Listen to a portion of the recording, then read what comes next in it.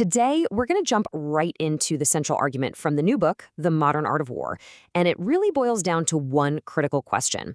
As we build smarter and smarter machines to fight our battles, are we accidentally outsourcing our own humanity along with it? This right here, this is the unyielding principle at the heart of the entire book.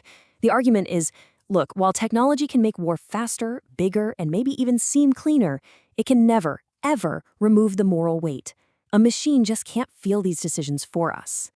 So this is the real question we're facing. This isn't some sci-fi movie about humans versus machines. Nope.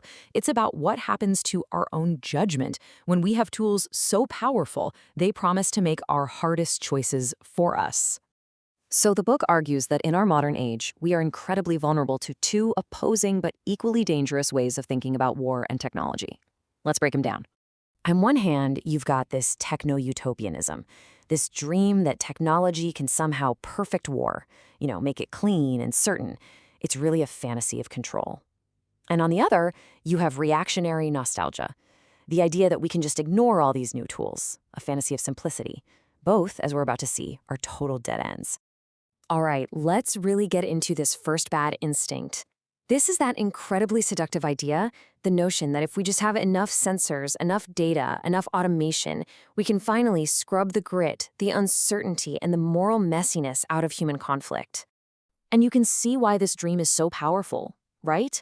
It promises the one thing every person, every institution craves under pressure: control. It whispers that if we can just make the user interface clean enough, well then the act of judgment itself can become a simple, clean, procedural task. But here's the thing. It's a total fantasy. War isn't a spreadsheet. It's a collision of human wills. It's full of fear and deception and chaos. And no amount of machine polish can ever change that fundamental reality. The old mud is still there. It just wears a user interface now. Okay, so now let's flip the coin and look at the other side, which is just as dangerous. This idea of reactionary nostalgia. This is that temptation to just reject the new tools and pretend we can fight like we used to. But of course, this is also just nonsense.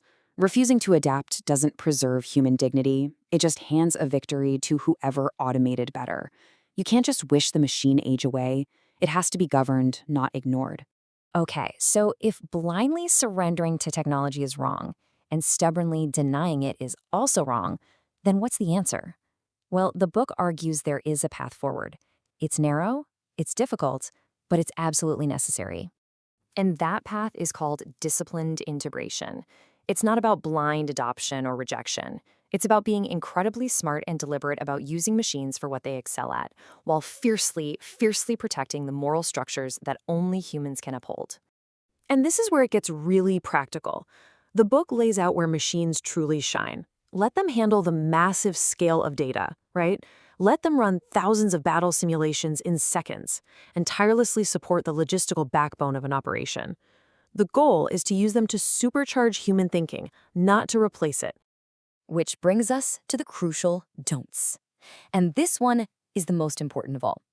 Just because a machine spits out an answer with 98% confidence, that does not and cannot absolve a human commander from the responsibility of making the final, accountable judgment. There's a really subtle but critical danger here.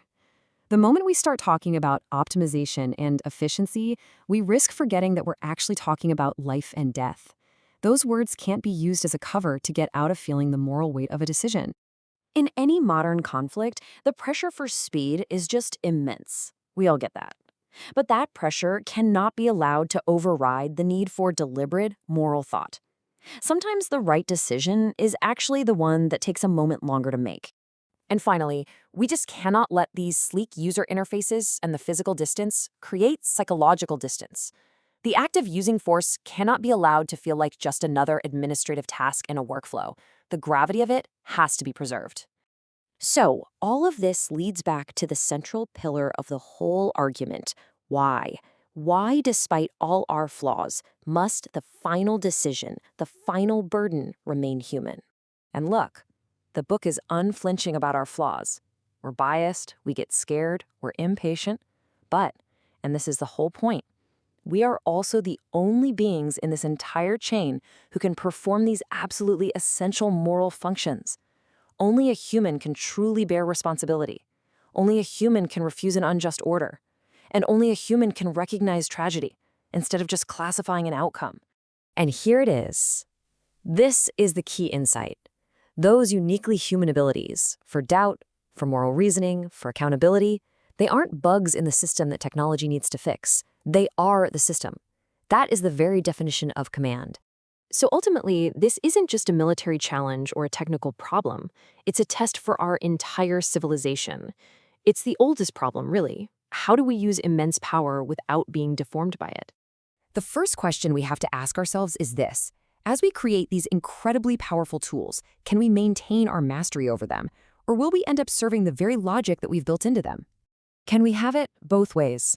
Can we really get the blistering speed of automation without losing the slow, deliberate accountability of human judgment?